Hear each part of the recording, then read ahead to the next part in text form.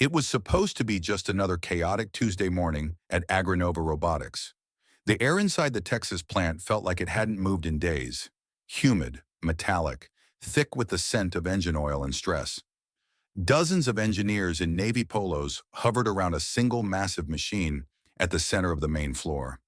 The ATR-12 autonomous seeder, the latest multi-million-dollar innovation designed to transform large-scale farming forever. But for 2 weeks, it had refused to work. Every time someone tried to activate it, something jammed. Either the sensor alignment would fail, or the seed chamber would glitch, or the entire board would just black out. They had tried everything. Flown in specialists from Palo Alto, updated firmware, rewired the diagnostics, even brought in a quantum AI advisor for one terrifyingly expensive hour. Nothing worked, which was why Richard Halbrook, the silver-haired CEO of Agronova, had flown in that morning from New York.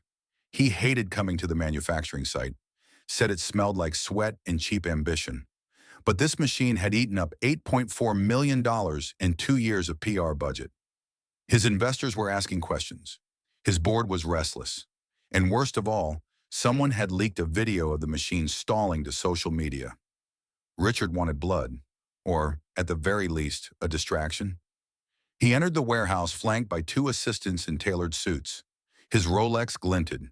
His Italian shoes tapped the floor like judgment. He didn't greet anyone. He didn't need to. His presence filled the air like cold static. A manager tried to brief him. Richard raised a finger to silence him, then walked straight toward the defective ATR-12. The engineers fell back, parting like a ripple. He turned slowly, deliberately, his voice slicing through the room. If none of the brilliant minds in this building can fix this glorified tractor, maybe we should ask the janitor's nephew over there to give it a shot. Nervous laughter trickled through the space. Eyes turned toward the back corner, where a slender teenage boy stood, leaning awkwardly against a mop handle near the supply closet. His jeans were dusty, the kind of dust that stuck when you spent time near hay bales. His hoodie was frayed at the cuffs. His boots were the color of old clay, caked in dried mud from the ride over.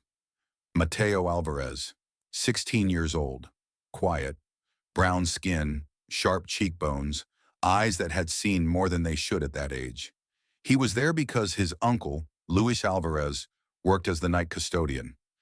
Mateo usually waited for him after school, doing homework in the break room, sometimes helping clean if Luis was tired. That morning he had arrived early and stayed curious. Richard smiled, thin and cruel, the kind of smile meant for cameras. "What do you say, cowboy?" he called out. "You think you can fix what our finest minds couldn't?" His tone was mocking, but his eyes flicked briefly to a camera in the back. Yes, this was being filmed. For PR, maybe for damage control. Richard was staging a show. Mateo didn't respond immediately. He looked at his uncle, whose face had gone pale. Luis stepped forward, panicked. "Sir, he's just here to wait. He's not—" Richard raised a hand. "Let the kid try. What's the worst that could happen? It's already a very expensive paperweight." The crowd chuckled, a few too loudly. Others just looked down, uncomfortable. Mateo straightened up. His hand tightened on the mop once, then let go. He walked forward slowly, quietly. His steps echoed. The room shifted. You could hear someone's breath catch. You could see the confusion on the faces of engineers who weren't sure if they were supposed to stop him or stay out of the way. But no one said a word. He moved past them, skinny, calm, with no name tag, no clearance, no authority. Just a boy in a dusty hoodie, and the entire factory watched. He didn't hesitate when he reached the ATR-12. He knelt beside the chassis, placing one hand on the metal shell. He ran his fingers lightly across the sensor mount. Then he did something strange. He closed his eyes for a few seconds, like he was listening. Then he crouched lower, reached underneath the base panel, and muttered, "This wiring's backwards." An engineer named Connor, who had overseen installation, frowned. "What do you mean?" Mateo didn't answer. He pulled a small, battered multi-tool from his backpack, worn but precise, a gift from his father. He opened the panel and scanned the circuit. His eyes darted across the board like someone reading a language no one else in the room could. "There's a polarity misread here. This sensor's feeding false data into the seed regulator loop. That's what's stalling the start sequence. He reached in, reversed two tiny wires, adjusted a mounting bracket, then stood. Try it now, he said. Richard rolled his eyes but nodded. Someone pressed the power button. The room held its breath. The machine hummed. Lights blinked green, a low mechanical click. Then the wheels began to turn. Slowly, smoothly. The ATR-12 came to life. The seed tubes extended. The calibration screen went from error to optimal. The machine was working, phones were raised, gasps spread. A technician dropped his coffee, and in the center of the chaos, Mateo just stood there, his expression unreadable.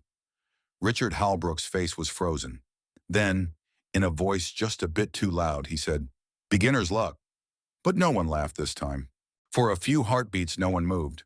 The entire factory floor stood in a kind of suspended animation, as if even the air didn't dare interrupt what had just happened. The ATR-12, the $8.4 million ghost machine that had humiliated an entire division of engineers, now sat quietly humming under Mateo's touch. Not struggling, not flashing red, not dying on startup, just working. The seed injection module pulsed in rhythm. The pressure gauge steadied. The self-test loop completed without a single error. The diagnostic panel flashed green. Green. Green. Green. Someone clapped. One awkward, confused clap that immediately died. It wasn't celebration. It was disbelief. Mateo didn't smile. He didn't gloat. He simply stepped back from the machine, brushed some oil dust off his hands, and looked around. Most people looked away. A few stared. One or two, especially the older engineers, narrowed their eyes. From the far side of the room, Clara Winston, senior systems integrator and the only woman on the engineering lead team, took a few steps forward. She was in her early 40s, sharp-eyed, notoriously skeptical, and not one to be easily impressed. Clara had been at Agrinova for 12 years. She'd seen bad wiring, failed concepts, and brilliant prototypes ruined by overconfident interns. But she had never seen this. She looked at Mateo, then at the panel he'd opened, then again at the screen. "That wasn't luck," she said under her breath. The words weren't meant for Richard Halbrook, but he heard them anyway. He turned sharply, his voice tighter than before. "What did he even do? Anyone could have guessed a wiring fault." Clara ignored him and crouched where Mateo had been. Her eyes scanned the circuitry. Her brow furrowed. She reached out gingerly and adjusted one of the brackets he'd tweaked. "This shouldn't have been installed backwards," she muttered. Mateo, standing beside her now, replied quietly, "It wasn't backwards on paper. The schematic is right, but the technician probably mirrored the board by accident during mounting. That flipped the input from sensor bank D and sent false data to the controller." Clara blinked. She turned to him slowly. "How do you know that?" Mateo shrugged, as if the question barely needed answering. "I've seen it before. On a harvesting arm we built back home. Ours was a lot cruder, but the logic's similar." "Back home," Clara repeated. "Our farm," he said simply, "out past Medina County. My dad and I built a modular seeder from scrap. It wasn't fancy, but it could detect soil density and regulate seed flow using an Arduino." Behind them, someone coughed. Richard stepped forward now, trying to reclaim the spotlight. "Right. So what? The boy has some country know-how. That's cute. Let's not get carried away. Clara, the machine's working. Great. Let's thank the kid and move on." Clara stood. She looked at Mateo, then at the cluster of executives, engineers, and supervisors around them. "No," she said clearly. "We're not going to move on." Silence. She turned toward the screen and tapped a button. The interface pulled up a deeper layer of diagnostics. A list of alerts popped up, flagged inconsistencies, minor faults the system hadn't been able to correct or even identify. Clara tapped 3 of them.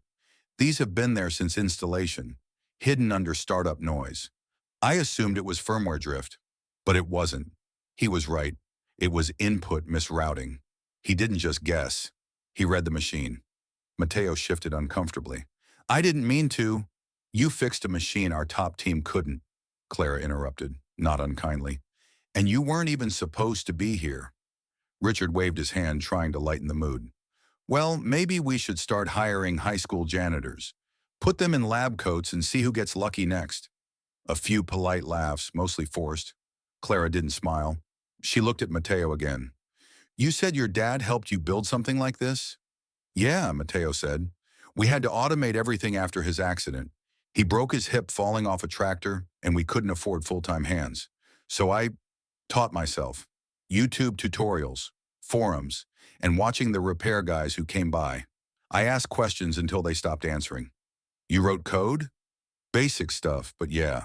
Arduino C++, some Python, Modbus if I had to. Richard raised a skeptical brow. How old are you again? 16. Someone let out a soft, damn from the back.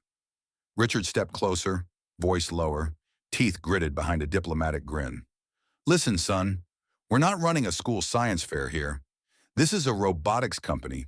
What you did was impressive, but we can't have untrained kids poking around high-voltage systems like it's some weekend hobby. Mateo didn't flinch. I didn't touch anything high voltage. I grounded myself, checked continuity, and isolated the feed before rerouting. The way he said it, it wasn't defensive. It was factual, calm, precise, like he'd been taught to measure twice before speaking. Clara noticed that. Richard frowned, annoyed at losing ground in front of an audience. Well, you're not cleared to be here anyway. So I asked him to help, Clara said. Richard turned to her. Excuse me. Clara folded her arms. The machine was dead. No one else could fix it. He saw something we didn't. I wanted to see where it led. A shift in the room. Engineers whispered to each other. Technicians pulled closer. No one was laughing now. Richard's jaw flexed. We'll take this discussion offline. Clara didn't reply. She simply turned to Mateo. Come with me. There's something I want to show you. Luis Alvarez, watching nervously from near the wall, stepped forward. Wait, he's not in trouble, is he? Clara shook her head. Number. He's the most interesting person in this building right now.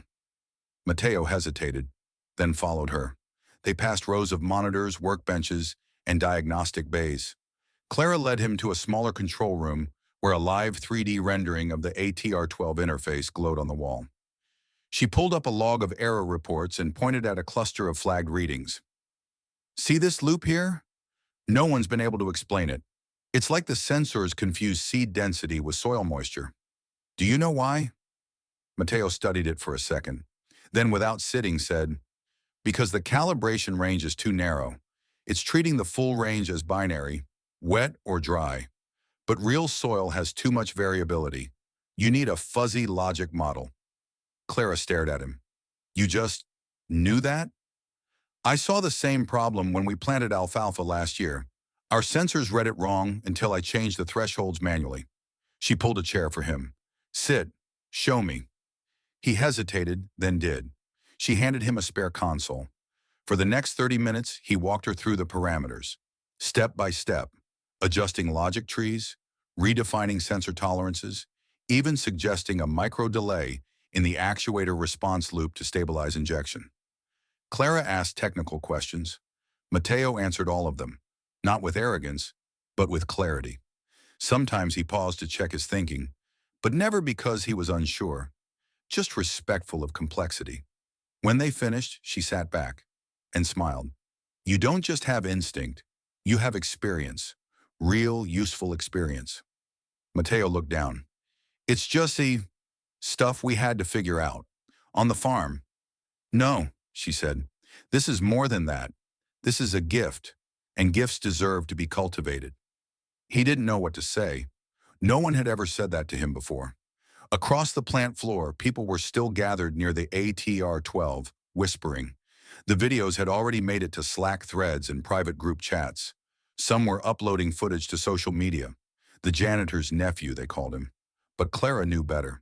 She saw it in his hands. The way he held the console, not like a toy, but a responsibility. The way his fingers moved.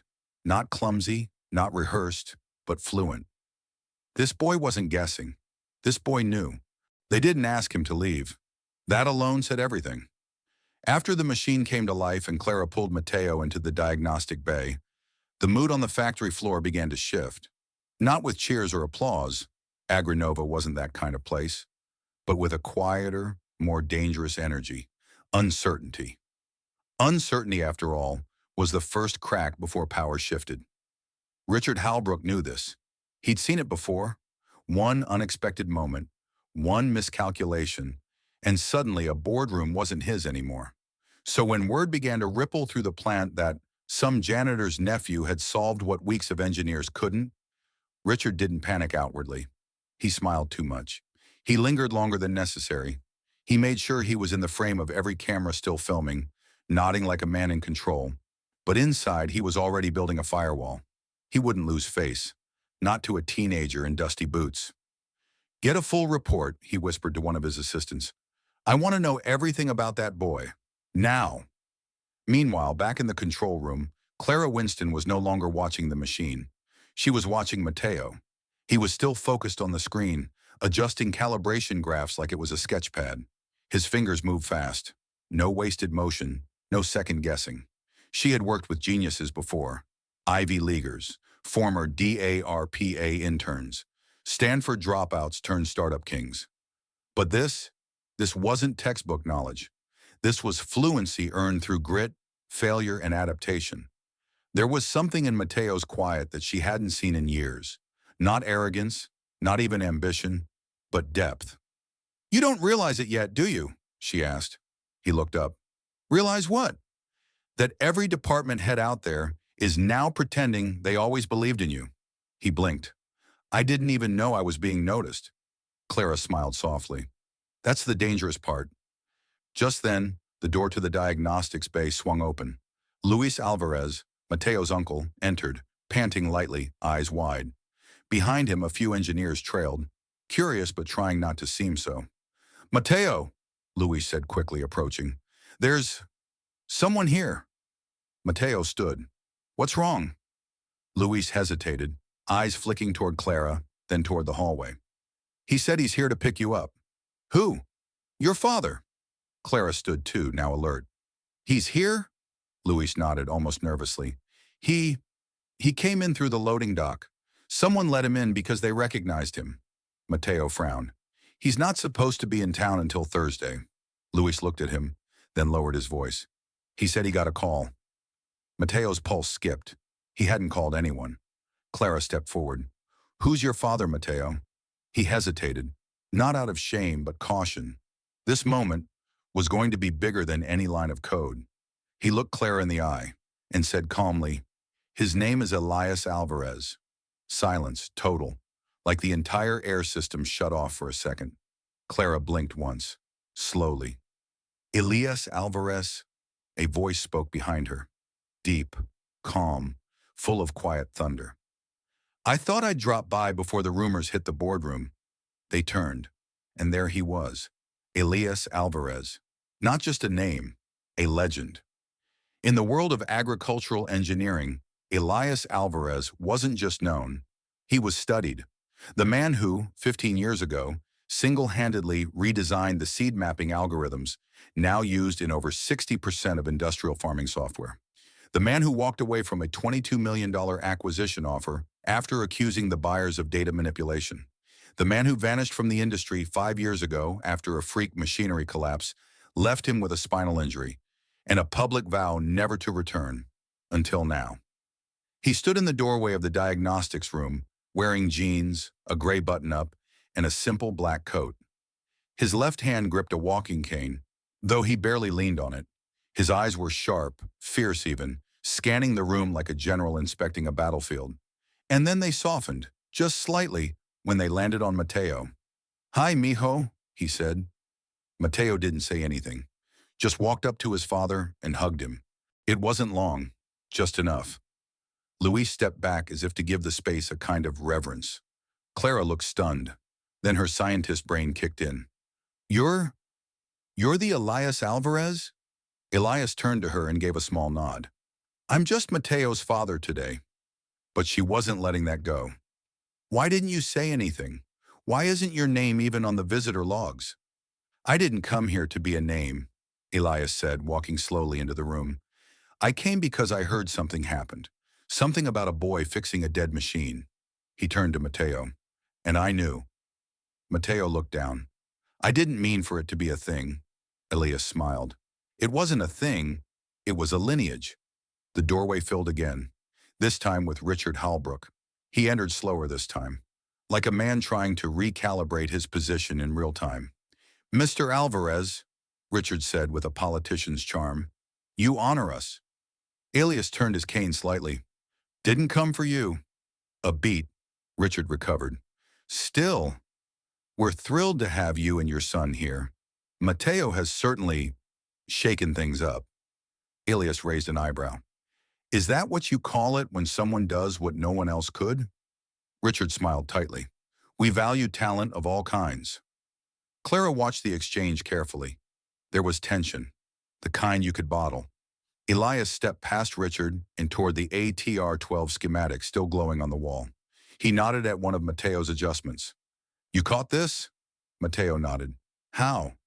Same issue we had with the potato drone. Remember the false soil readings on dry clay? Elias chuckled. You remember that? I remember everything you taught me. Richard was still smiling, but his eyes were cold. Mateo is clearly a natural. I think we'd be very interested in exploring how he could collaborate more formally with our innovation team. Elias turned to face him fully. Define formally. Well, an internship, mentorship, maybe summer placement. Of course, pending review, Clara cut in. That won't be necessary. Both men turned to her.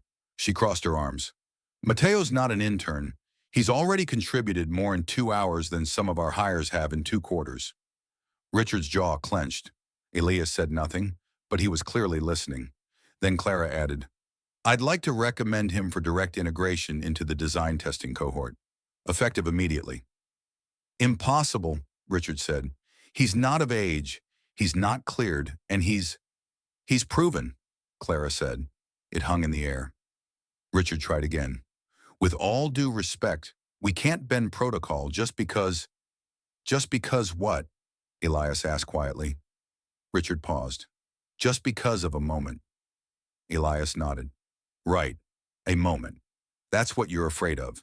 Because moments become stories, and stories become shifts, and that means your system doesn't hold anymore. He stepped closer. My son didn't ask for your stage. You handed him a mop and pointed at a miracle, and then were shocked when he performed it. Silence. Clara turned to Mateo. Would you be willing? Mateo looked at his dad. Elias nodded once. Then Mateo looked back at Clara. I'd like to help, but not if I'm just going to be a token. You won't be, Clara said. Richard stepped back. He knew. The tide had turned, and in the center of that shift stood a 16-year-old boy in scuffed boots, a retired legend with a cane, and a woman who decided that talent didn't need permission to be real. The name Elias Alvarez had walked into the room, but it was Mateo's name they'd remember. Before the factory, before the ATR-12, before the silence that followed Mateo's first miracle. There was the farm. It wasn't a picturesque postcard farm with red barns and neat white fences. Number Rancho Alvarez, tucked near the edge of Medina County, Texas, was raw, unforgiving land, flat, hot, and stubborn. The sun didn't rise gently here. It slammed down like a hammer. The soil cracked in summer, flooded in spring, and could kill your crops with a single bad week. But it was home. Not just land, but legacy. Mateo was 5 when he first followed his father into the fields, clutching a metal lunchbox in one hand and a tangle of wires in the other. Elias Alvarez had just left the public eye. Gone were the TED Talks, the conference panels, the government contracts. After the accident, the collapse of a silo rig during an on-site demo, he came home with a broken back, 2 herniated discs, and a promise to never touch corporate engineering again. But engineering wasn't something you stopped doing, especially not when the tractor won't start, the irrigation fails, and there's no one left to help but your son. Mateo remembered those first years like frames in an old film reel. His dad, pale with pain but always calm, a pair of crutches leaning against a workbench, a stack of circuit boards piled next to a bucket of screws, and his voice, always gentle, never simplified, teaching him everything. Voltage isn't dangerous if you respect it, he'd say. Don't yank, trace the signal. Tools don't make you good. Eyes and ears do. Mateo didn't realize it at the time, but he wasn't just being taught how to repair machines. He was learning to see systems, patterns, behavior, failure as language, success as timing. When he was 7, he rewired the chicken coop door to open at sunrise using a light sensor and a $12 servo from a toy store kit. When he was 9, he reverse engineered a busted soil pH reader and turned it into a moisture sensor for the watermelon rows. By 11, he was writing scripts on his dad's old laptop to automate crop data into graphs. He didn't know Excel macros were supposed to be hard. He just knew the corn yield was down and someone needed to see it. And always, Elias was there. Not pushing, just watching, encouraging, asking questions that forced thinking, not memorization. Why do you think it failed? What would you do if the part didn't exist? If you had no money, no store, just junk, how would you solve it? Mateo never got gold stars or letter grades. What he got was better. He got usefulness. There were no classmates to impress, no teachers grading creativity. The farm didn't care how clever you were. It only cared if the pump worked, the fencing held, the seeds took root. And that's where Mateo learned what no elite STEM program could teach. Consequences. One summer, the irrigation controller shorted out during peak heat. Elias was bedridden from a back flare-up. They couldn't afford to replace the controller. For 2 days, Mateo barely slept. He read online forums by flashlight, tested resistor arrays on a rusted breadboard, and rigged a manual bypass system using garage door sensors. It wasn't elegant, but it worked. 3 weeks later, the watermelon yield was not only saved, it was higher than average. When Elias walked into the field and saw green instead of withered brown, he didn't say anything for a moment. Then he just ruffled Mateo's hair and said, "You didn't panic. That's half the job." Mateo remembered that day every time he was told, "You're too young," or "You're just lucky." The farm taught him ethics too, not in lectures, but in how Elias carried himself. After leaving the industry, Elias could have sold patents, cashed in, but he didn't. He believed in open source design. He believed farmers should have access to affordable tech. On Sundays, he'd answer questions on obscure farming forums under the name Back 40 Tech, never revealing who he really was. His diagrams would be downloaded in India, Kenya, Iowa. Mateo saw it all, saw his father offer brilliance in silence, saw him work through pain without asking for applause, saw how he never corrected people when they assumed he was just a broken farmer. And Mateo absorbed it, not just the technical skill, but the quiet conviction that value doesn't need volume. So when Mateo walked into Agrinova's warehouse and saw a multi-million-dollar machine gathering dust, it didn't intimidate him. It reminded him of a broken irrigation rig in the summer of 2019. And when Richard Halbrook smirked and called him cowboy, Mateo didn't flinch, because he'd already earned respect the hard way from a man who could no longer stand straight, but whose integrity never bent. There was one more reason Mateo had never talked about his dad in public: the deal. After the accident, Elias had walked away from a contract with Vantage Core Systems, a defense-affiliated tech conglomerate that wanted to adapt his farming tech for military use. They wanted sensors that could detect underground movement, useful for both planting and patrolling. Elias refused. They sued him for breach of NDA. He fought back. He won, barely, but it cost him everything. So the Alvarez family went quiet. Mateo changed schools. Social media wiped clean. No press, no noise. The world forgot Elias Alvarez. But Mateo didn't. He kept building. And now, years later, that silence had cracked. The son of a ghost had walked into a factory and made machines speak again. Not for profit, not for fame, but because someone dared him to fail, and he knew how to make failure listen. That night back at the farm, Mateo and Elias sat on the porch as cicadas hummed and the last light bled out of the sky. Elias held a mug of black coffee in one hand, the other resting on his cane. Mateo sat beside him, legs stretched out, hoodie still smudged with oil from the factory. "Think they'll call tomorrow?" Elias asked. "I think they're already calling," Mateo replied. Elias nodded. "What are you going to say?" Mateo was quiet for a long moment. Then he said, "I'll say what you taught me." Elias smiled. "Which lesson?" Mateo leaned back. stared at the stars. That I don't need to shout to prove I belong. The porch was silent again, but not empty. The kind of silence that held a legacy. The first meeting after the incident, as the executive team dubbed it, didn't happen in the boardroom.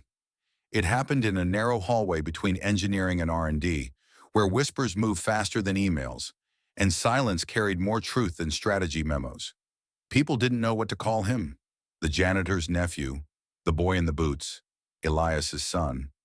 Some just called him that kid. But no one, not even the most senior engineers, could say he hadn't done something extraordinary. The ATR-12 wasn't just working now. It was working better. Smoother startup, less vibration in the servo arm, and the calibration had stabilized beyond anything previously documented. Mateo hadn't just fixed a fault. He had exposed a flaw in their entire process, silently, without a badge, and with a backpack full of hand tools. And that, more than anything, was the threat. Richard Halbrook felt it immediately. It wasn't the embarrassment. He could spin that. It was the loss of narrative. In a company like Agrinova, perception was currency. Richard had spent years branding himself as the visionary behind next-generation agricultural solutions, complete with keynote speeches and press kits featuring him beside golden wheat fields holding prototype tablets. And then a 16-year-old fixed his flagship machine in front of half the factory, with a screwdriver and no formal clearance. No matter how he tried to reframe it, the story had escaped him. And worse, Clara had taken the boy under her wing. That night, Richard called an emergency leadership sync, just the top 7, VPs of engineering, PR, operations, Clara, and 2 board liaisons. He opened the meeting without small talk. "We need to contain this," he said, eyes scanning the room, "before the situation spirals." Clara leaned back in her chair. "What situation exactly?" "You know what I mean," Richard said coolly. "This kid walks into our floor, rewires our flagship unit, and suddenly people are acting like he's the new CTO. Clara didn't flinch.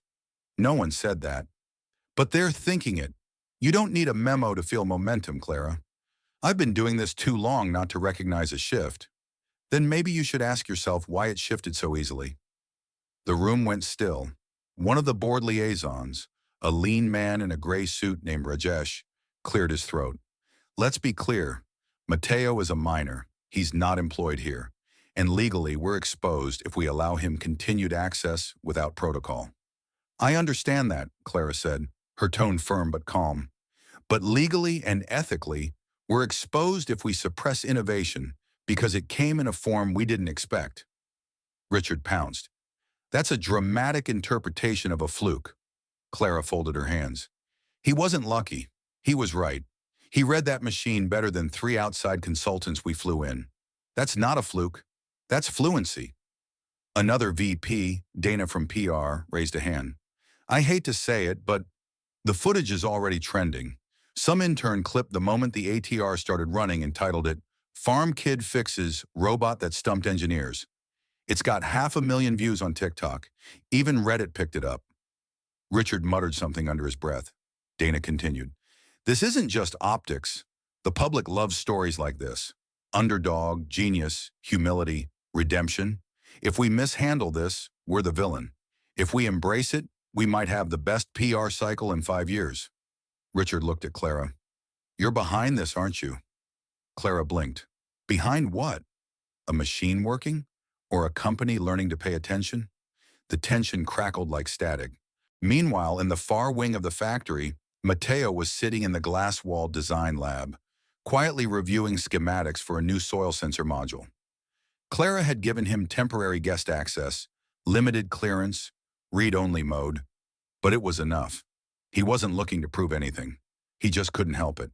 He saw things, inefficiencies, loops that could be collapsed, sensor ranges that didn't match real-world tolerance. Everything looked clunky. And then there was the deeper issue. The software team was designing for ideal conditions, not field reality. Mateo had planted in real mud. He'd watched how dust corrupted fan intakes. He'd seen what happened when humidity shorted a $900 sensor during a dry spell. This wasn't theory for him. This was Tuesday. Across the lab, 2 junior engineers were watching him through the glass. "That's him," one whispered. Yeah, he's the reason the machine even started. Dude looks like he just came from welding class. He did.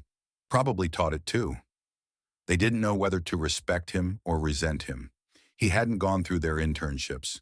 He hadn't begged for a rotation.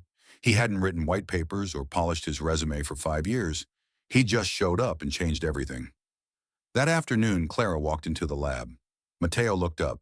They approved it, she said. Approved what? You're officially on the prototype integration team. Just shadowing for now. No pressure, but it's a start. Mateo blinked. What about Richard? He's recalibrating. Mateo raised an eyebrow. Clara smirked. Let's just say, people don't like being out-engineered by a teenager in dirty boots. It shakes their definition of value. Mateo nodded slowly. I don't want to be the reason people lose their jobs. You're not, she said gently. You're the reason they might keep them. She pointed to the schematic on the monitor. What would you change here? Mateo didn't hesitate. This airflow design doesn't account for debris buildup. It needs self-cleaning intake fins, or it'll clog after 2 hours in dry wind.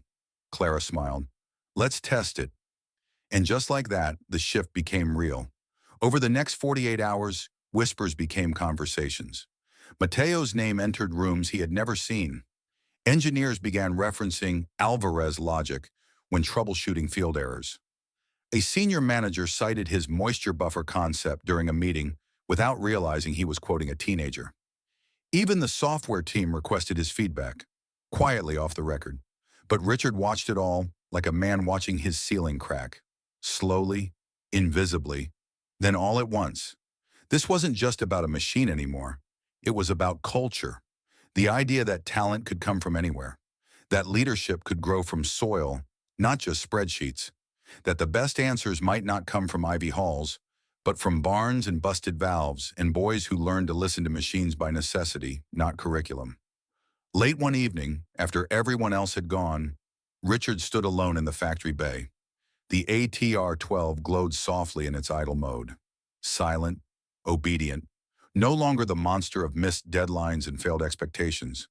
He walked around it, placed a hand on the chassis. Fixed by a farm kid, he muttered. He didn't smile. Because power, once lost, even briefly, never felt the same again. Mateo Alvarez thought the hardest part was over. Thought it ended the moment the machine started humming and the room fell silent. He thought the trial was fixing what no one else could. But that was just the surface. The real challenge came after.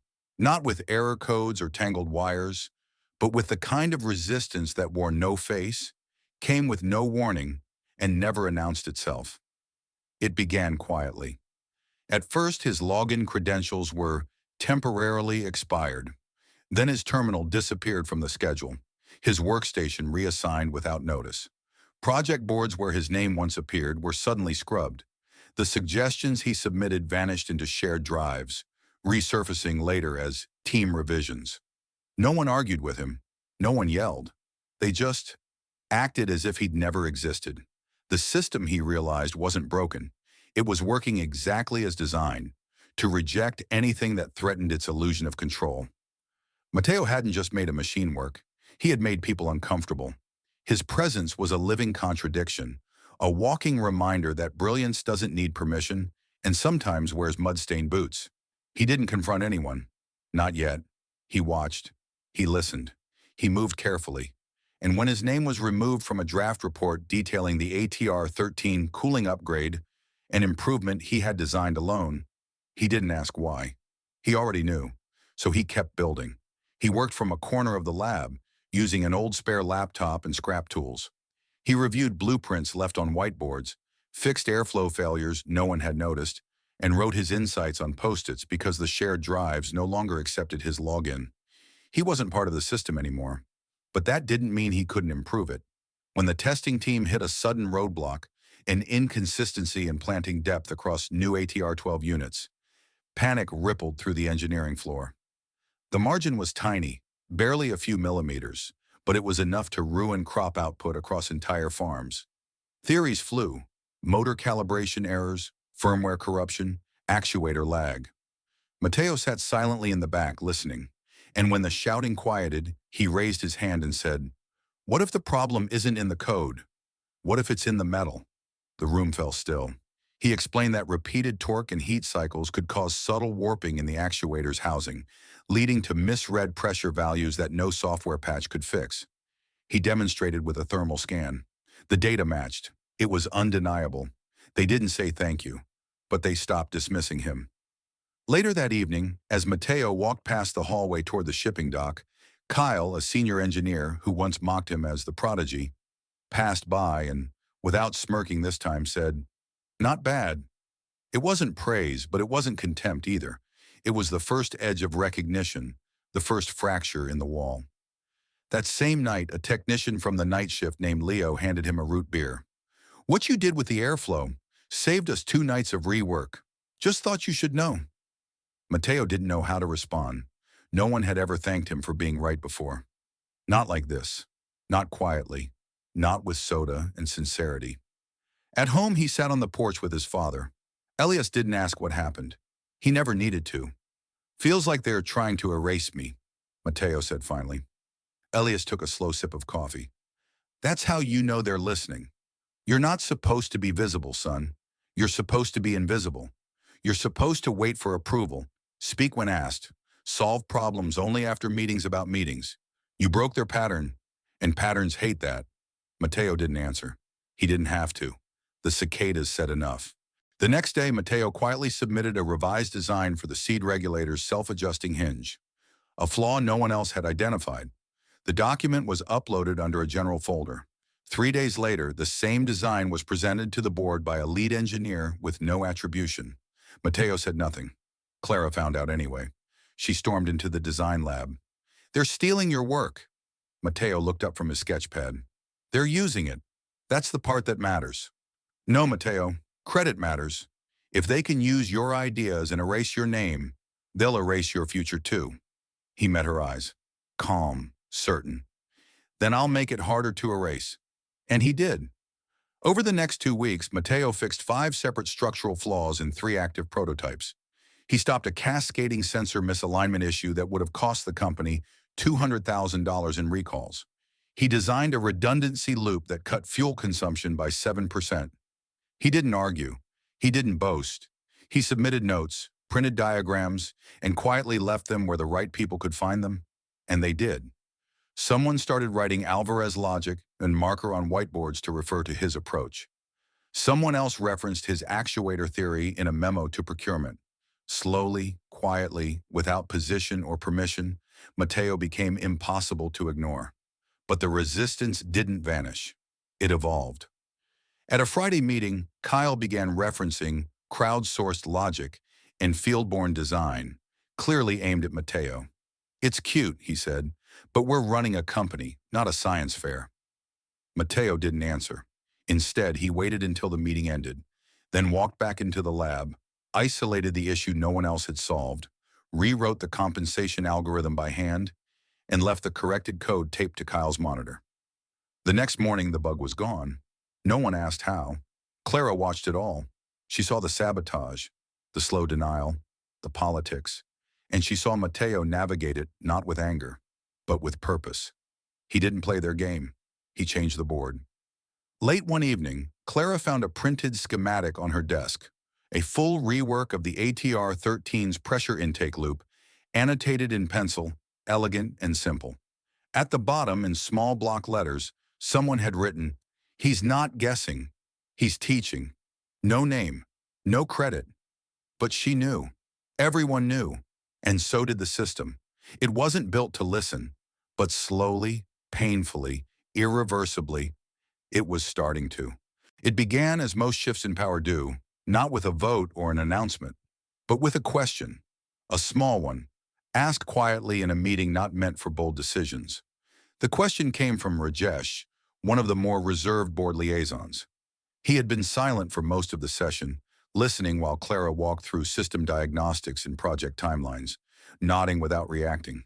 Then between one slide and the next, he looked up and said, "Who's leading the integration strategy for the next phase ATR-14 prototype?" The room paused. A few heads turned. Someone muttered, "We haven't assigned it yet." Rajesh nodded once.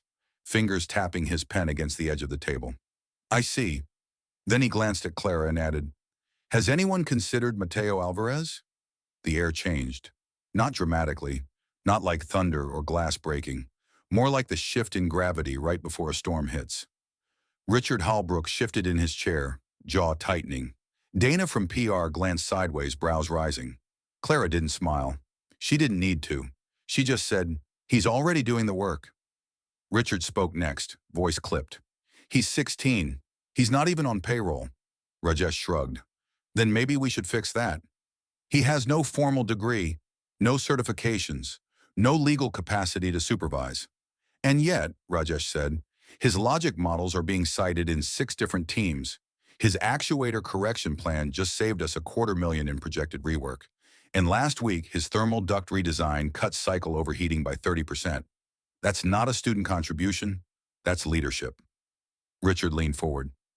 You're suggesting we hand strategic direction to a high schooler? No, Rajesh replied evenly. I'm suggesting we stop pretending leadership only wears a title. Clara said nothing during this exchange. She just watched Richard carefully, noting the way his fingers drummed harder on the table, the way his breath grew shallow. He wasn't afraid of Mateo's ideas.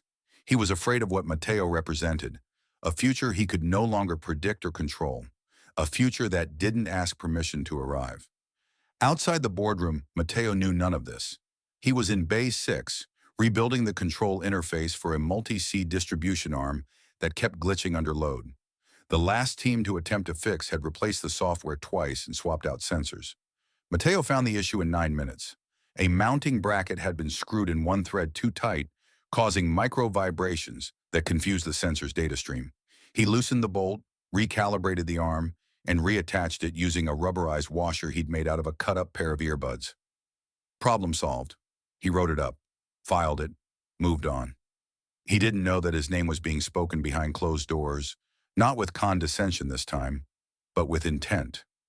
He didn't know that Clara had already drafted a proposal for him to join the innovation team, not as a technician, not even as an intern, but as a lead thinker, a term she coined because no existing title fit. He didn't know that HR was scrambling to research labor laws on teenage employees in engineering roles, or that legal was cautiously optimistic about a path forward if he worked under Clara's direct sponsorship. He didn't know any of that, and even if he had, it wouldn't have changed what he did next, fixing what was broken. But the factory floor did know. Word traveled differently now. Engineers from other bays began to drift toward Mateo's work area, not to mock or watch, but to learn. They asked questions, quietly, cautiously at first, then more openly. Why did you reroute that circuit like that? How did you get that heat reading without triggering the failsafe? Is there a reason you offset the sensor by 2 millimeters instead of 1? Mateo always answered. Not with ego, not with hesitation, just with clarity. Sometimes he drew diagrams. Sometimes he walked them through it. Sometimes he just handed them the tool and said, try it. And they did. Soon people began referring to Mateo's fix, or Alvarez-style routing, without irony.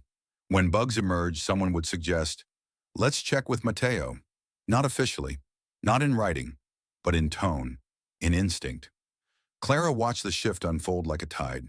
She knew it was real when one of the most senior engineers, Laura Chen, who had been at Agronova for 12 years, said in a meeting, we might want to review Alvarez's notes before finalizing this schematic.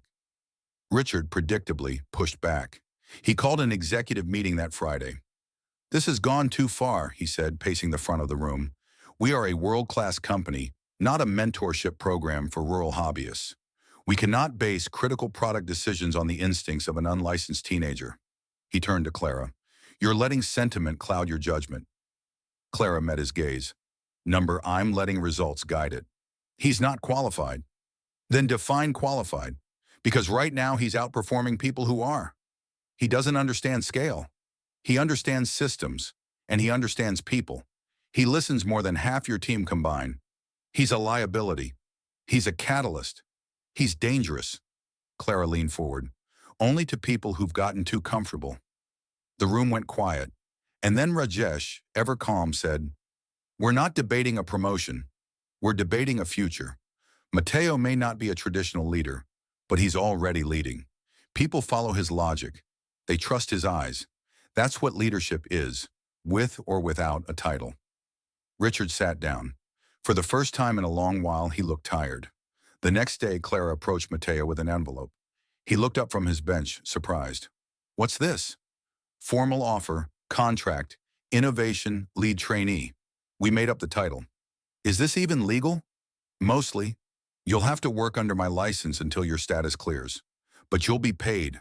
Officially. Credited. No more ghost contributions." Mateo stared at the envelope. "Why now?" Clara looked him in the eye. "Because people already follow you. We're just catching up." Mateo didn't open it right away. He held it in his hands as if it were something fragile, something too heavy to rush. He took it home that night. Elias didn't say anything, just sat beside him on the porch while the wind rustled through the pecan trees. "They want to make me something I'm not sure I'm ready for," Mateo said. His father took a breath. "That's how you know you might be ready." "I didn't ask for this." "I know. That's why they trust you." Mateo opened the envelope, read the words, looked at the signature lines, and then quietly said, "Okay." The following Monday, when he walked into the lab, there was a new badge waiting for him. It didn't say intern. It didn't say visitor. It said Alvarez M. Innovation Lead Trainee. Some looked up, some nodded, some said nothing, but no one laughed. Not anymore, because the system, for all its resistance, had finally begun to say something Mateo had never needed, but had earned anyway. It had begun to say, "We see you," and once seen, he would not be unseen. The room was colder than it looked, not just from the aggressive air conditioning, but from the posture of the people inside it. Long glass table, 12 chairs, 10 occupied, nameplates aligned like military ranks, coffee and porcelain, eyes rehearsed in the art of indifference. This was not a place for small talk or small ideas, and yet Clara had brought with her the least traditional voice the board had ever heard. Mateo Alvarez, 16 years old, boots clean for the first time in weeks, button-up shirt he borrowed from his uncle, and a flash drive in his pocket that didn't just carry code, it carried an intention. When Clara introduced him, she didn't say much, just one sentence. "You've all benefited from his thinking. Now it's time to hear it directly." No one clapped, no one smiled. A few nodded politely as if greeting a guest speaker from a high school science fair. Richard Halbrook sat at the end of the table, arms folded, mouth a firm line that never moved except to sip espresso. If he felt nervous, he didn't show it. If he felt threatened, he'd been trained to hide it. Mateo stepped to the front with no slideshow, no opening joke. Just a whiteboard, a marker, and a question. What happens when a machine can hear the field better than the farmer? Some board members exchanged glances. Clara's eyes twitched upward just slightly. She hadn't seen that question coming. Mateo continued, voice steady, not loud but impossible to ignore. "We've spent millions trying to replicate instinct. We build sensors to feel soil, gauges to track pressure, algorithms to learn patterns. But none of that matters if the system can't adapt in real time to the reality it wasn't coded for." He picked up the marker and drew a simple line, then another intersecting it at unpredictable angles. "This is what software sees, predictable inputs. But this," he said, drawing jagged, irregular waves through the system, "is what actually happens in the field. Dust, heat, wind, animals, human error, real life." He paused. "Your machines don't fail because they're badly built. They fail because they're deaf." You could hear someone shift in their chair. No one laughed now. Mateo clicked a small controller on the table. A short video played, handheld footage from a test run he had conducted 2 days earlier. One prototype ATR-13, modified with a vibration-sensitive actuator, Mateo had rebuilt from salvaged parts. The unit didn't just plant accurately, it adjusted itself as soil density changed across the test plot. The seed spacing remained consistent. The depth never wavered. More than that, the machine seemed to anticipate the terrain. Mateo explained the mechanism, not in jargon, but in language that made the board lean forward without realizing it. "I built a logic loop based on discomfort," he said. "The system doesn't wait for failure. It listens for friction, tiny tremors that tell it the earth is shifting, that something's wrong before the sensors report a fault. That's how humans do it. We feel before we know. And I think machines should too. Silence, then someone clapped. It was Dana from PR, then Rajesh, then Laura Chen. And then, for the first time in years, the boardroom, AgriNova's sacred, polished, closed boardroom, stood up. Not all at once, but enough to fill the air with something more powerful than applause. Recognition. Richard Halbrook stood too, slowly. His smile was thin, fixed, diplomatic. Impressive, he said, though we'll need to vet the claims through formal process. It was the kind of sentence meant to take power back, but it fell flat, because Clara had already stood and said, I propose we move beyond applause. The room turned to her. I propose we authorize Mateo Alvarez to lead the innovation strategy for field adaptive sensory systems. Not as a student, not as a trial. As a peer, Richard opened his mouth, closed it, tried again. Clara, that's not standard. Neither is talent like this, she replied. And frankly, the old standard hasn't been delivering. Rajesh added, if we want to keep pretending that vision comes with a job title, we can. But if we want to build the next generation of machines that can think and feel like the land they serve, this is who we follow. No vote was taken, but no one objected. That said enough. As the meeting ended, board members approached Mateo, not with pats on the head or awkward praise, but with real questions, technical ones, strategic ones. Someone asked him about scalable integration, another about retrofitting. A third asked, do you want to go to MIT? He smiled, shook his head. I'd rather build something real first. Clara watched from the side, arms crossed, face unreadable. But inside she felt something close to justice, close to that rare moment when the truth doesn't just come out, it lands where it belongs. Richard left the room last, quietly. No one looked his way, not even the system he once built to keep people like Mateo out. And for the first time, Mateo stood not in a workshop, not in a corner, not behind a borrowed badge, but in the center of the very room where decisions were made. And this time, he wasn't leaving. It didn't happen with fireworks. No breaking news, no viral leak, no whispers in the cafeteria. It came, as most endings in boardrooms do, in the form of an email. Time-stamped 6:04 a.m. Subject line, leadership transition. No emotion, no punctuation. Just 16 attached words that meant the same thing in every corporate language. Effective immediately, Richard Halbrook will be stepping down from his role as CEO of AgriNova Robotics. There was no explanation, no farewell message, no company-wide webinar. Just a small HR-signed paragraph at the bottom. We thank Mr. Halbrook for his contributions and wish him well in his future endeavors. The kind of sentence built to say everything and mean nothing. But those who had been watching the quiet tectonic shifts at AgriNova didn't need a reason. They had seen the ground move under their feet for weeks. The moment Mateo Alvarez had finished his boardroom presentation, the countdown began. It wasn't the machine that got Richard fired. It was the way people looked at Mateo after that meeting, and the way they stopped looking at Richard. Clara found out the news while walking past the East Corridor screens. A junior manager leaned out from his cubicle, whispering, "He's gone. It's real." She didn't stop walking, didn't ask who he was. She just nodded once, like a conductor hearing the final note of a long-awaited symphony. By 9 a.m., the leadership org chart had changed. By noon, a special session of the board was convened.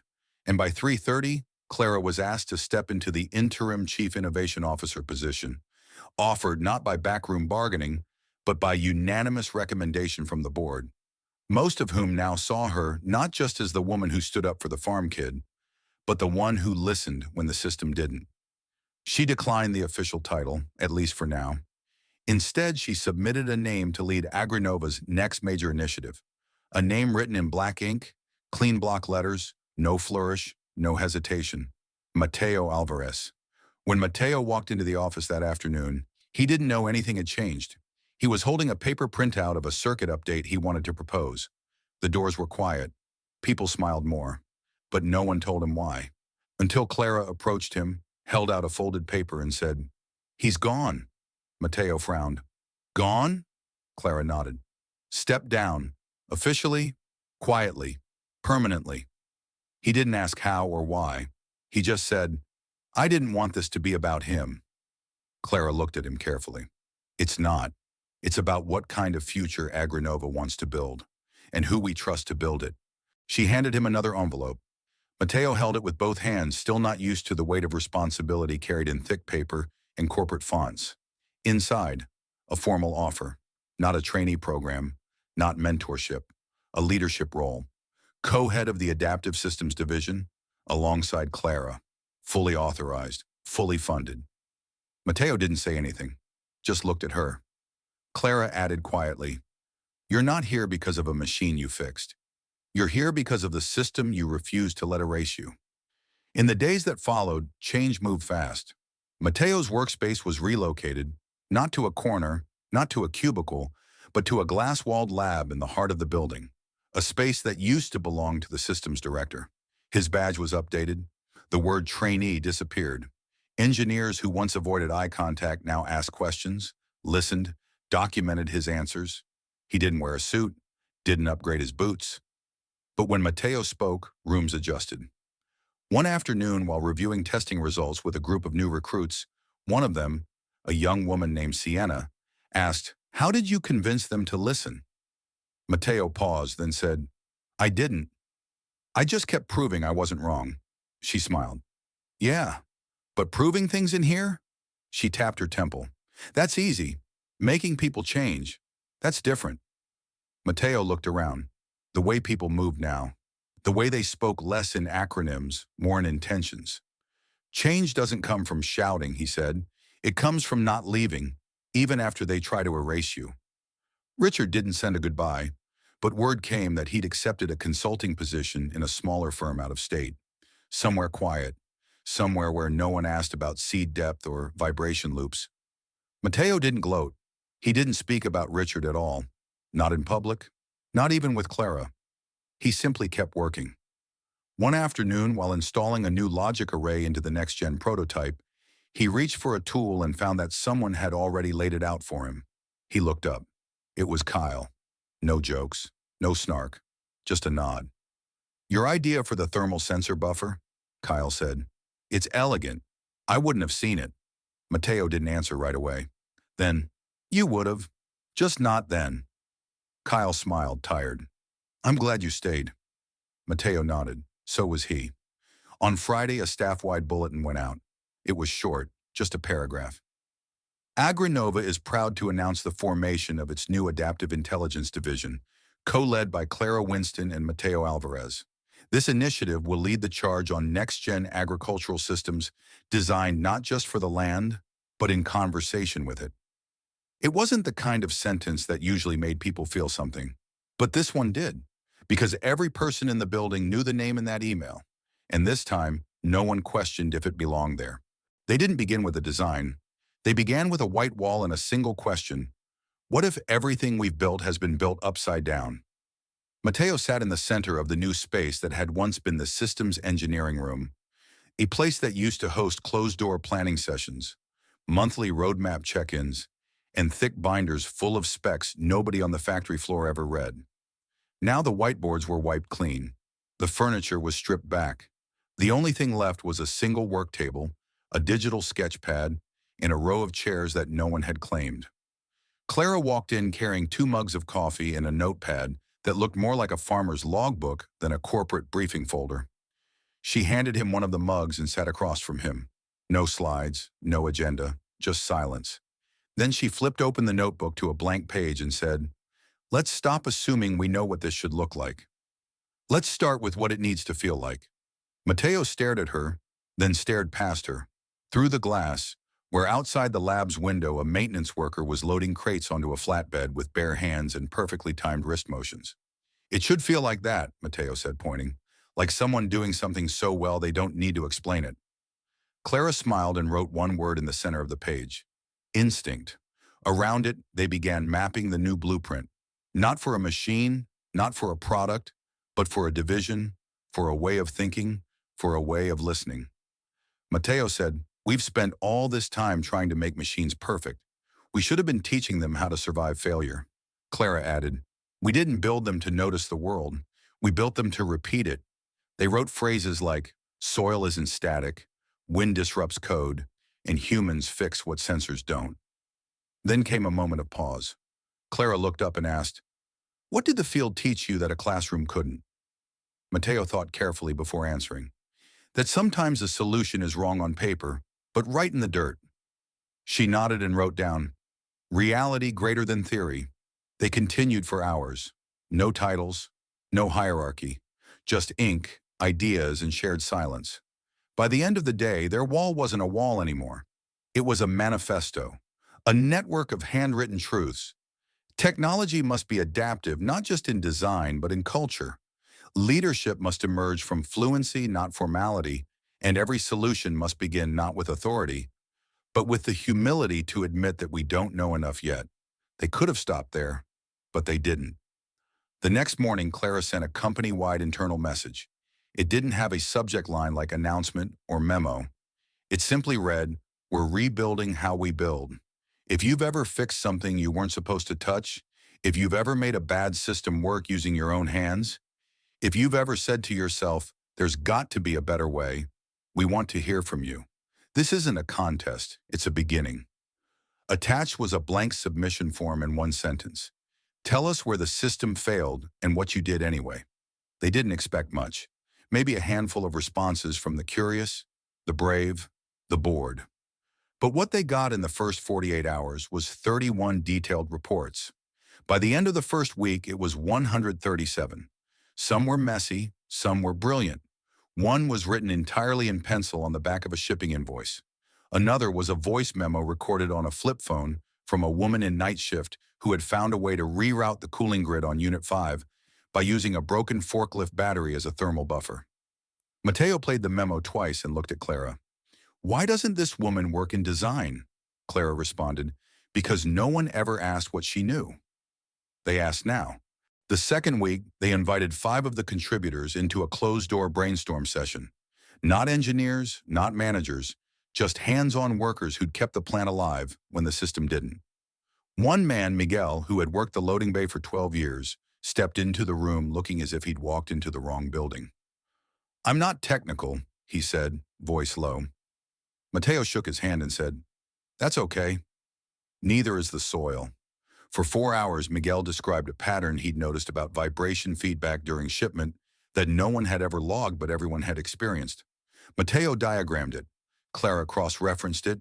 And by the end of the day, that feedback loop became a formal component of the next product line's shock resistance protocol. The culture started to shift, not in meetings but in motion. Engineers stopped walking past janitors without speaking. Floor supervisors began asking operators not, is it working, but how would you do it? Notes appeared on break room walls saying things like, try the Alvarez loop, trust me, and ask Luis in maintenance. He already solved it. People stopped waiting for meetings to start solving.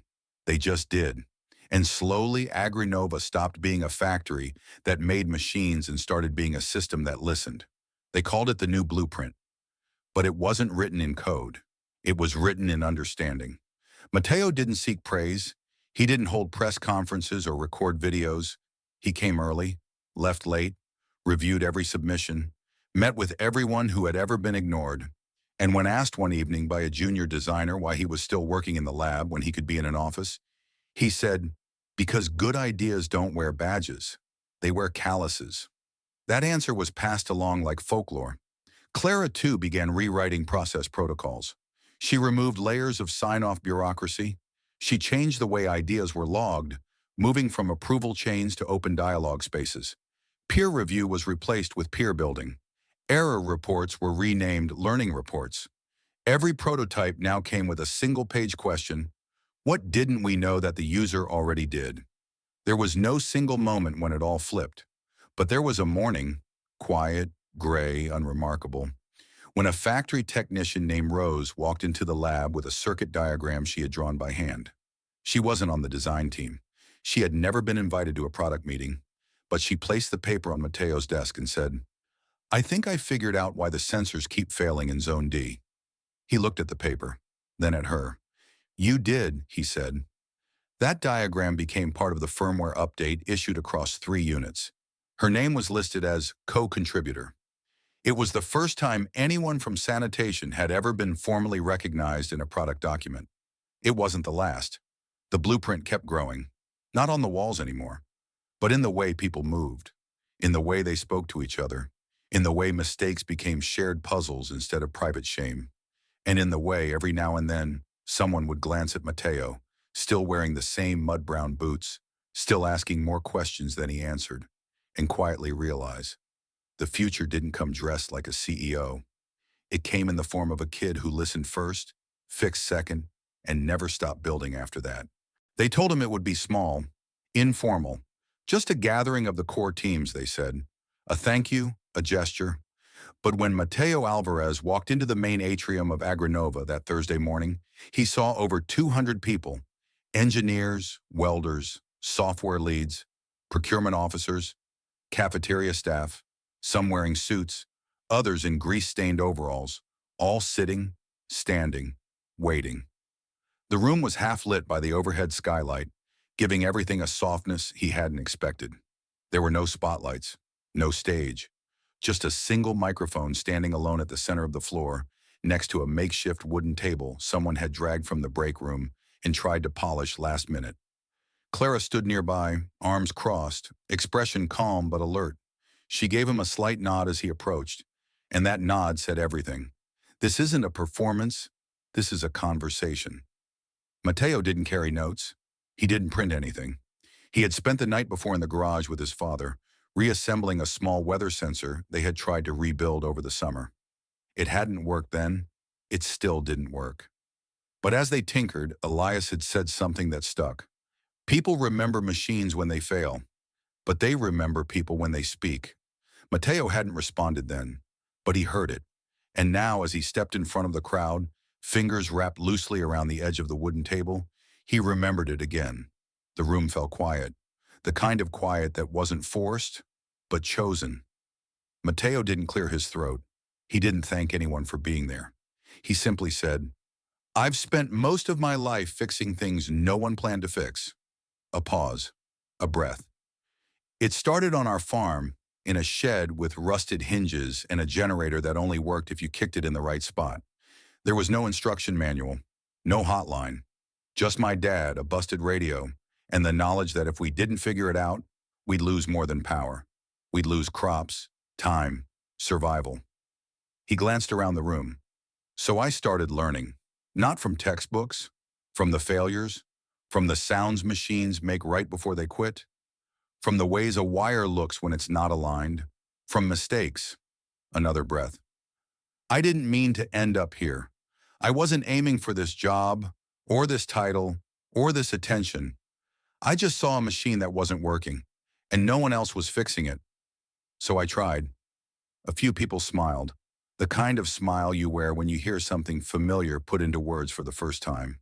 Mateo continued, "The truth is, this company didn't need me to be brilliant. It just needed me to pay attention. And I did. I paid attention to things most people overlook, like the way a technician adjusts a valve using his ear instead of a gauge, like how a janitor reroutes power by knowing which breaker buzzes when it's overdrawn, like how someone on the third shift found a way to cool the servers with nothing but a box fan and a bent piece of aluminum." The room shifted, not in discomfort, in recognition. We pretend innovation only lives in whiteboards and strategy decks, but I've seen it in mop buckets, in lunch breaks, in the way a tired pair of hands keeps a line running when the system says it should have stopped. Mateo paused. He let the silence settle, then said, "I don't want to lead because I know more. I want to lead because I've learned to listen longer." A breath, a beat. Then, "Every person in this building knows something the system hasn't asked yet. That's not your failure. That's the system's. And it's time we stop waiting for permission to speak. You've already been speaking. I just want to make sure your voice is part of what gets built next." He stepped back slightly from the microphone. "We're not designing better machines. We're designing better ways to hear each other. That's what this new division is about. Not making smarter sensors, making smarter conversations. Between teams, between tools, between what the software expects and what the soil actually delivers. He looked directly at the welding crew in the back row. You've seen when steel warps before the code catches it, then toward the cafeteria staff by the side wall. You've seen the exhaustion in people's shoulders long before HR surveys mention burnout, and finally at the engineers in the front row. And you've seen how the best solutions never come from one mind, but from the collisions of different kinds of knowing. There was no applause yet, only stillness. Clara stood with her arms still folded, but now her eyes had softened. Mateo took one final breath. I don't want this moment to be about a promotion or a title or a story. I want it to be a door, and I want everyone in this room to know. It's open. Whether you write code or sweep floors or solder joints or stack boxes, if you've ever found a better way to make something work, I'm listening. If you've ever said, there's gotta be a smarter way, I'm listening. If you've ever taught a machine to survive a bad day, I want to learn how you did it. Then with a quiet that carried more weight than volume, he added, because no future worth building can be built by people who aren't allowed to speak. Silence again. Then like water rising past a levee, someone clapped. Then another. Then the whole room. But not the kind of applause reserved for charisma or performance. It was the sound of people realizing they'd just been seen. Not as employees, as value. Real, breathing, capable value. Clara approached him as the crowd dispersed. She said nothing for a moment, just looked at him. Then softly, that wasn't a speech. Mateo raised an eyebrow. She continued, that was a permission slip. He didn't smile, but he didn't need to. Across the building, people began talking differently. Not louder, just with more intention, more clarity, more belief that their input might go somewhere now. Mateo returned to his workbench later that day and found a handwritten envelope sitting there. No name on the front. Inside a note. It read, I'm a night janitor. Last year I rerouted a coolant pipe after a leak. The system called it a violation. But your speech reminded me I didn't violate anything. I protected something. If you ever want to see it, I still have the sketch. I'd like to show you. No signature, just CL, maintenance. Mateo folded the note and placed it next to his notebook. He didn't say a word, just kept working. In his own small team, now 22 people, spread across 3 time zones, Mateo had a rule. No desk was private, no idea was anonymous. And every Friday, someone new had to lead the review, no matter their title. Once, a 17-year-old intern from rural Montana led a session that restructured their entire sensor failover model. No one questioned her. They just took notes. That had always been the dream, not to become a symbol, but a door others could walk through without asking twice. One evening, Mateo stayed late at the lab. He wasn't fixing anything, just walking, thinking, remembering. On the wall still hung the photo of the first ATR-12 he'd fixed, the one that changed everything. Under it, someone had written in marker, where silence ended. He looked at it for a long time. Then he pulled out a pen, leaned in, and added a second line beneath it. And where listening began. Outside, the sun dipped low, a hum of machines in the background, a quiet that felt earned, not finished, but on its way. He didn't smile. He just kept building. The future didn't arrive with fireworks. It didn't come wrapped in glass offices or corporate rebrands or PR headlines. It came quietly, like it always had, in small movements, in people who stopped holding their breath, in systems that no longer resisted every truth that walked in wearing muddy boots. Mateo Alvarez didn't change the world with a prototype. He changed it by refusing to accept a culture where only the loudest got heard. He didn't seek revolution. He became a slow shift, steady, careful, deliberate, rewiring the very way an entire company measured intelligence, value, and voice. 2 years after his first step into the factory, Mateo stood not behind a workbench or a presentation clicker, but beside a group of young apprentices, most of whom had never written a line of code, never built a circuit board, but all of whom had solved things, quietly, persistently, outside any curriculum, on farms, in kitchens, under leaking pipes, or inside sheds where no one came unless something broke. This was Mateo's new team, not built by resume, but by resilience. AgriNova's headquarters no longer introduced visitors to its leadership by way of title. Instead, guests were invited to walk through the listening lab, where real-world fixes were displayed alongside the names of the people who had made them, many of whom weren't engineers or even employees, just contributors to what had become known across the industry, not as a program or division, but as a principle, the Alvarez framework. It wasn't formalized. There was no single document. Instead, it existed in practice. Every time a line worker's observation was prioritized over a spreadsheet, every time a repair log was treated as a design asset, every time a 16-year-old in a rural garage sent in a design suggestion and received not an automated rejection, but a phone call from someone who listened with the same intent Mateo once had in his father's workshop. Across the company, Clara's quarterly memo no longer asked for KP is. It asked 4 questions that had become the foundation of every project, initiative, and discussion. What are we not hearing? What have we assumed without asking? Who's been here before us and never credited? And who still hasn't been invited in? Mateo no longer ran meetings like a leader proving himself. He ran them like a field technician walking the perimeter of a fence line, looking for tension, signs of weakness, potential points of failure, not to shame or punish, but to reinforce before storms arrived. He trained managers to see silence as data, to treat unanswered questions not as dead ends, but as doors unopened. Every Friday, his team hosted a standing session called the Failback Forum, where no one was allowed to present a success story, only what they tried, what didn't work, and what they learned from it. The first time they did it, only 2 people spoke. 6 months later, it was standing room only. People began documenting their failures not as embarrassment, but as infrastructure. AgriNova's culture shifted from product-centered to process-sensitive. Employee churn dropped by 41%. Machine downtime decreased by nearly a third. Customer feedback mentioned not just performance, but trust, because the company had stopped trying to look flawless and started becoming deeply honest. On the second anniversary of the formation of the Adaptive Intelligence Division, AgriNova hosted a global forum.